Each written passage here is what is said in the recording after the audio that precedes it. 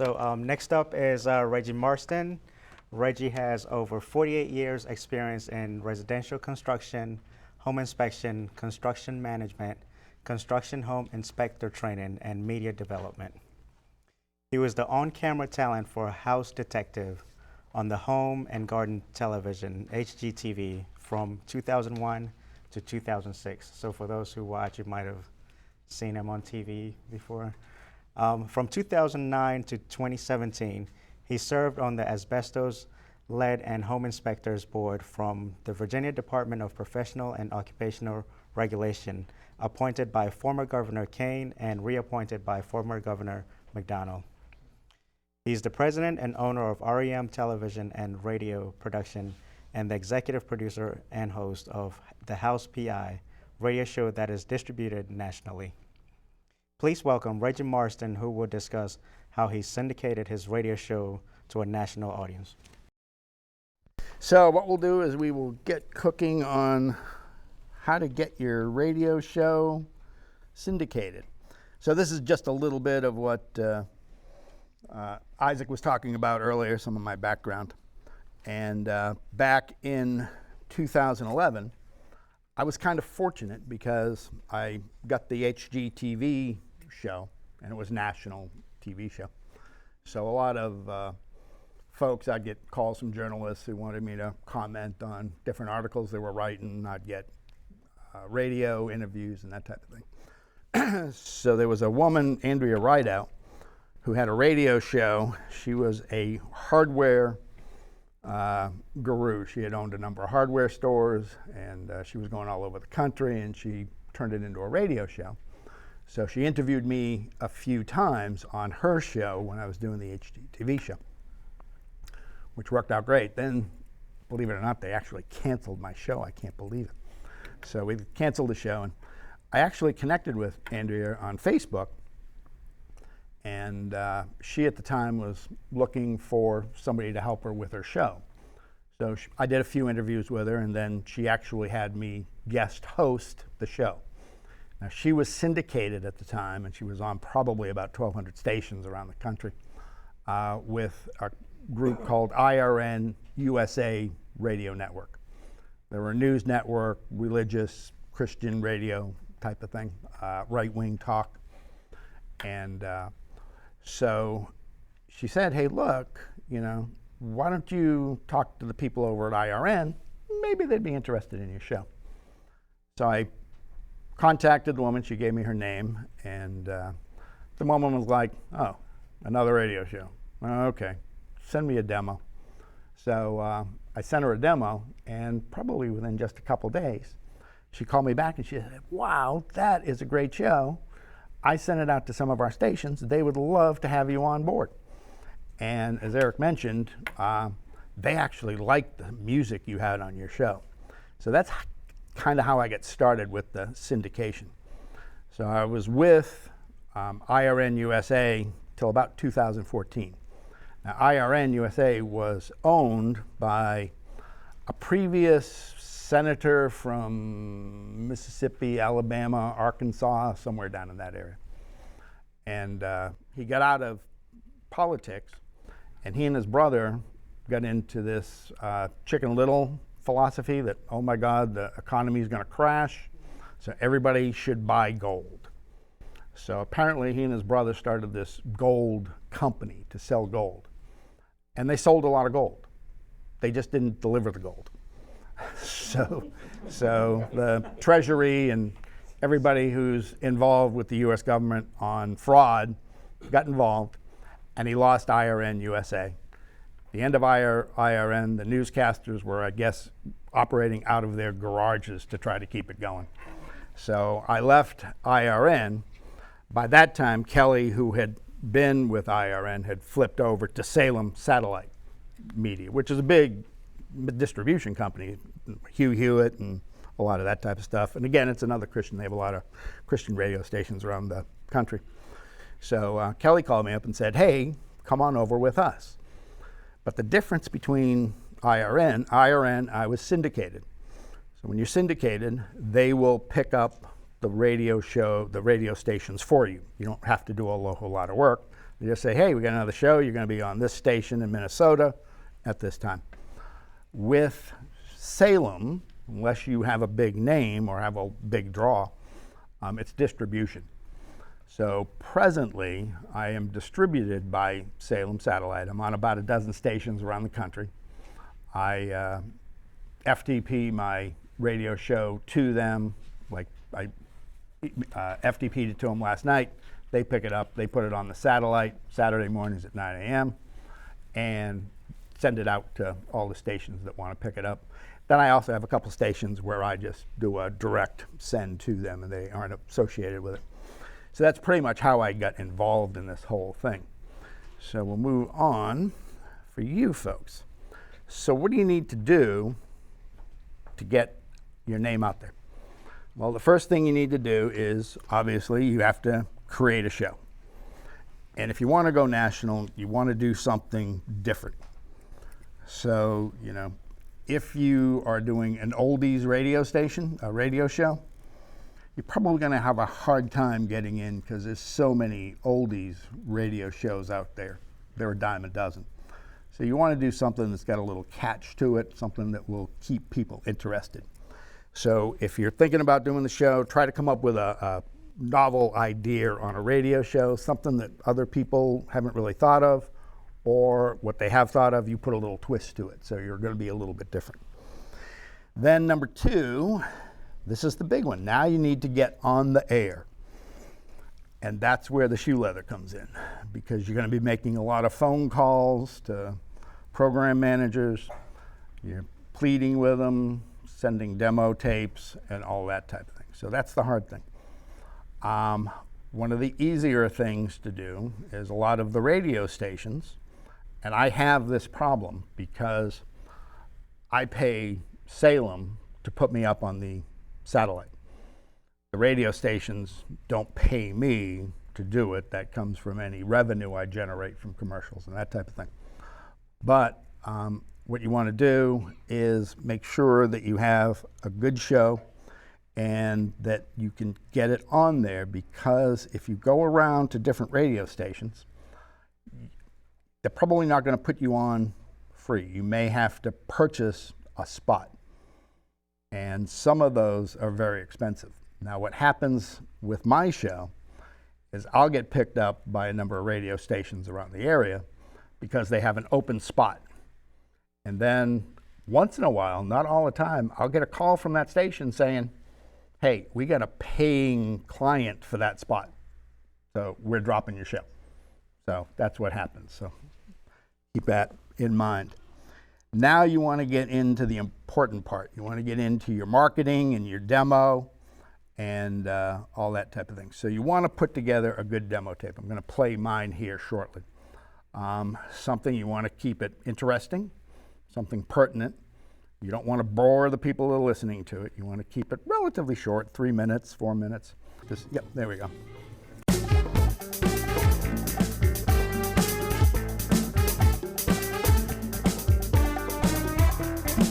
Welcome to the House PI, the House Private Investigator, the show that is all about houses from condos to mega mansions, 300-year-old homes to brand new, and every type of home in between. I'm your host and the House Private Investigator, Reggie Marston. If you're a new listener, if you're just catching us for the very first time, we talk about all sorts of issues about your house. We talk about products for your home. We talk about energy efficiency issues. We talk about environmental issues, which is a topic that we are going to be talking about today. I have a very knowledgeable guest on environmental issues, and I'm going to be introducing him in just a few minutes, and we are going to get started. We talk about home inspections, which is a subject which is near and dear to my heart because I am a home inspector. So when I'm not here talking to you folks, that is what I do. And we are going to be talking about radon gas. As a home inspector, I have found that it is a very misunderstood environmental issue, and there's a lot of misinformation out there. So today's show is to make sure that you have a good understanding, and my guest is a long-time radon professional. His name is Dr. Douglas Mose. So they're putting in a lot of granite countertops and vanity tops. what is the risk of granite vanity tops and countertops if they contain radon? There is some risk. We are going to be talking about how to save you money. I brought in a guest. His name is Jay Wilson. Jay is president of Geothermal Options. Jay, I want to thank you for coming in and taking your time to tell us all about geothermal heat. Thanks for having me, Reggie. It's good to be here. So we have enough heat underground to be able to heat a house through winter. That's correct. The sun heats the ground year-round because as it shines on the ground, it heats it. And in fact, the ground itself, temperature of more than a few feet below ground, becomes the average mean air temperature. I have two guests today, very knowledgeable people on gas logs. Between the two of them, they have over 60 years of experience. They both came in here with their walkers and wheelchairs. We have Mr. David Scott. He is Vice President and General Manager of Fireside Hearth and Homes, and Larry Boydo. Larry is the Production Manager for the Northern Virginia Division of Fireside Hearth and Homes. Welcome, gentlemen, and I appreciate you coming on to the House PI. Thank you, Reggie. Thank you, Reggie. We appreciate it. What are some of the indications that if somebody's listening and they have a gas log and had it serviced in a few years, what would be some indications that, hey, it's time, other than soot? Difficulty to light the log initially. You know, if you've had it off all season long, all summer long, and you go to light it up, and it doesn't light readily, or we have hissing flames on the unit itself. The pilot is not burning correctly. If we have a change in the coloration of the flames, it shouldn't be blue. It should have some color to it, especially if it's going through particulate in the base of the fireplace. One of the big issues is the lighting. If it delays on the lighting more than just a few seconds, normally that means that either your thermopile or something on that pilot assembly has got some buildup on it, is not working correctly. And the parts and pieces in the service is relatively inexpensive. But if that flame is blue, if you're getting a lot of soot, we've gone out to look at some where, especially on direct vent gas fireplaces, the glass should be clear. It should be clear like a window pane. Okay. If it's clouded or it's dark, you need to have someone come take it off and take a look at it. Thanks for taking the time to listen to some excerpts from my show, The House PI. I'm Reggie Marston. I have 40 years experience in residential construction and home inspections. And I'm bringing that knowledge and experience to the airwaves. I was HGTV's original house detective on the hit show, The House Detective. And I'm often featured in both the local and national media on residential construction and home inspection issues. The House PI is a different type of show about houses.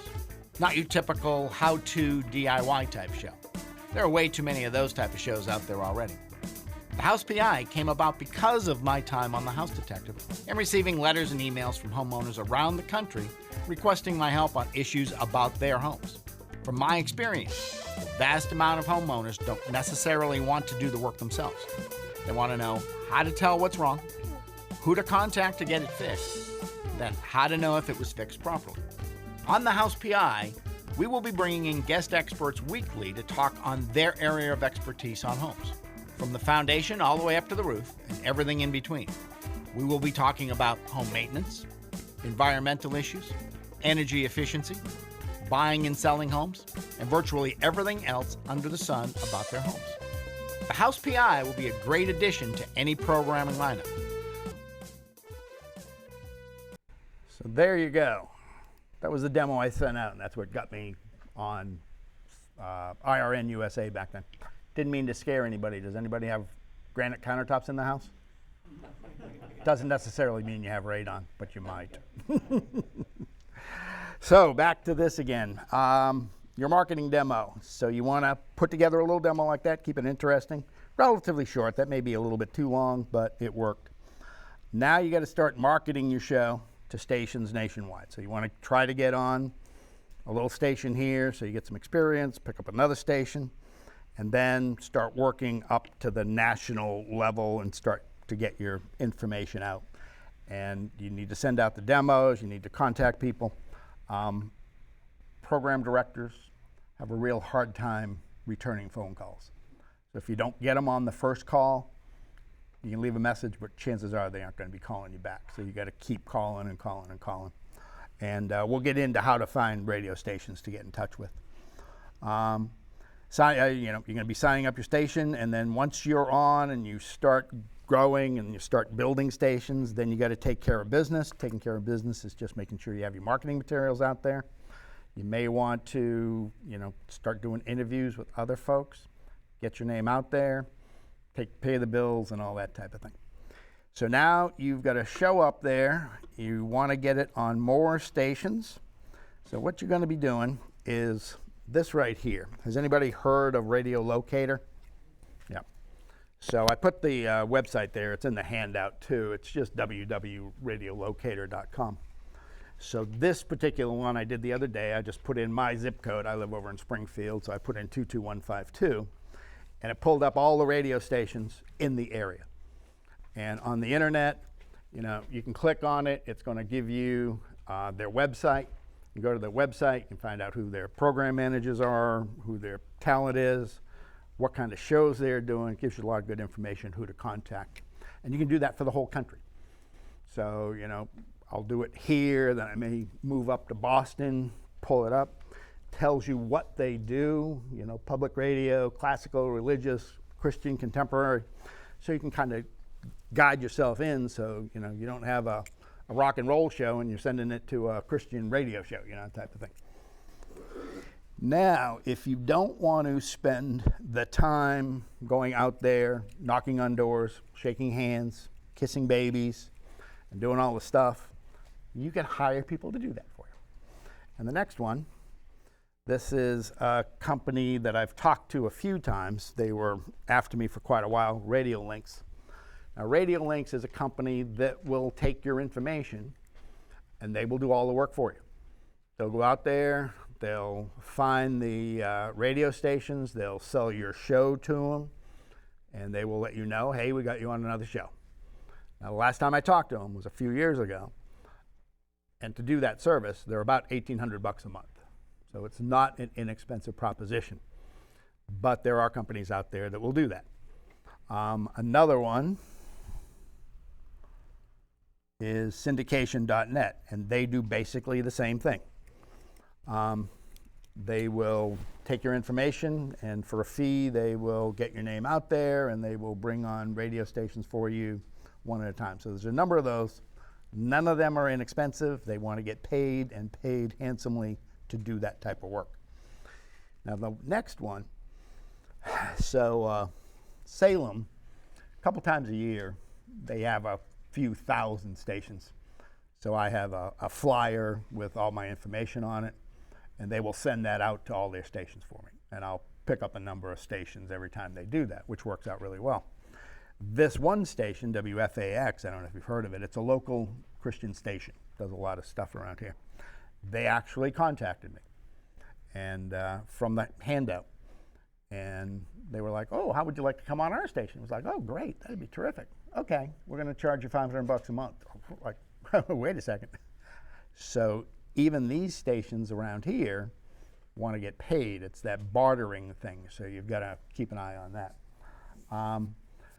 Some stations, you can get on if they really like your show. You may be able to get on for free. A lot of them, the best way to get your foot in the door is to pay a station, then see if you can start building it up from there.